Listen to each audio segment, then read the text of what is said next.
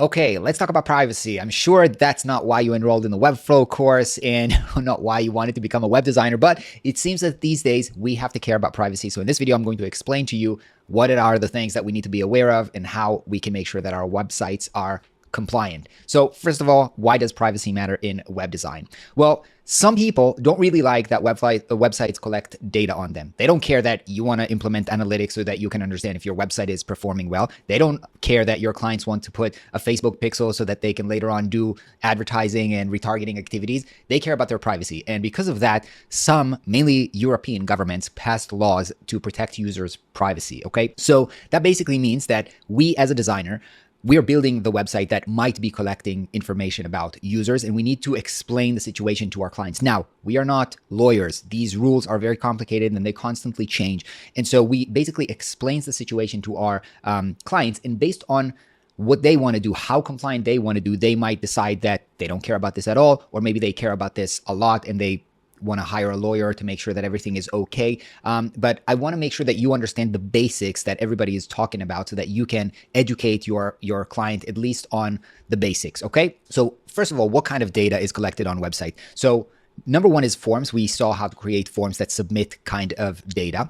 And the second thing is cookie or tracking scripts. The most common ones are analytics and Facebook or Google Pixels to allow for better marketing efforts. And the third one is every time that you're making some kind of an embed, whether that's a YouTube script or a map or something else, that usually sends data back to the service that you're working with. Now, if your website doesn't have any of these three, which it might be, for example, if you have a portfolio website without any forms and without any analytics, maybe you're good and you don't have any concerns and you don't have to worry about anything. That being said, most of us want to have analytics on our website, want to understand what's going on, want to have marketing efforts. And so most of us do have something that we will be collecting data. And so we want to understand what we need to do about this. So thing that you'll hear most people talk about is GDPR, because GDPR is the most scary thing maybe for businesses, right? It's basically a huge set of laws passed by the European governments that basically says that every website that collects information, doesn't matter if you're not European, if people from Europe can visit your website and you will collect information on them, then basically you are liable. And they're basically saying that if you're not compliant, they can sue you up to 20 million euros. And it's I don't know anybody that happened to them, but it's very, very scary for most businesses, especially if you're a small and medium business. You don't want to have something like this happen to you. And so everybody cares and they want to make sure that they are compliant. Okay.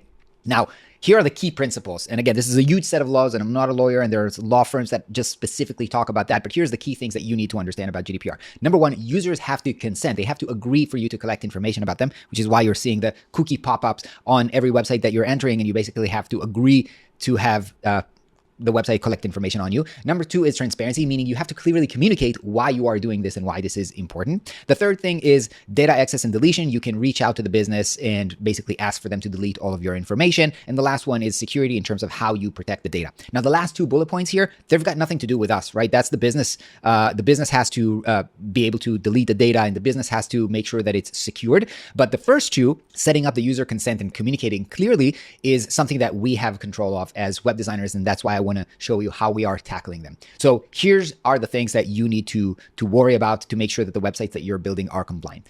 Number one, you need to have a privacy policy on your website. This is basically a page that includes what kind of data you are collecting, why you are collecting it, how long you store the data, and how users can request to have their data opt out. There's basically a lot of templates going on the web that allow you to create that, but you have to customize it based on your own particular situation. And I'll share in a second what we're doing and what our recommendation about this. The second thing is you have to use the cookie banner that you're seeing on every website, including our website. It's boring. We hate it, but we have to do that because people need to agree before we run all of the script that collects their data. Now, here are my two favorite options. Number one is called EUBanda, and the second one is the FinSuite cookie consent. I'm going to show you both of them, but I want you to understand both of these solutions cost money. Not usually, the client should be paying this because if the client, this is a legal responsibility from the client, this is not yours. You are responsible for explaining the situation to them, but it's their decision whether they want to be compliant, whether they care about this, whether they want to do this or not. You just explain. I will embed these solution in your website as part of the service that I'm providing, but I am not, going to pay this ongoing subscription. So let me show you both these solutions. The first one is FinSuite, which is a Webflow agency that is generating a lot of resources for the community. They basically have like a native cookie pop-up that allows you to use Webflow's UI to really customize everything. And this is really, really great. And it's really, really great. You can check this out. The other solution, which we are using in Flux Academy, is this one, is Iubanda, because this solution gives you two things. Number one, it gives you the cookie pop-up, which FinSuite gives you, but this one also gives you the building an interactive privacy page, which is the second thing that I've mentioned. And it gives you really like a nice UI where you can just add up all of the different services, like, oh, I'm using Google Analytics, I'm using Facebook, and it will generate this page for you. And this page is live, meaning if something is changing in the services or in the laws that requires you to change how you're writing your privacy page, it's dynamic. So it's going to change. I don't have to worry about this. I know that Iubanda is taking care of me. I'm paying them like, I don't know, like $200 a year or something like this. They take care of the cookie pop-up. They take care of my privacy page. So I'm happy with them. Again, you can set up your own privacy page and then you can use FinSuite cookie pop-up if that's what you want. I recommend you check both of them and see which one is a fit for what you specifically need.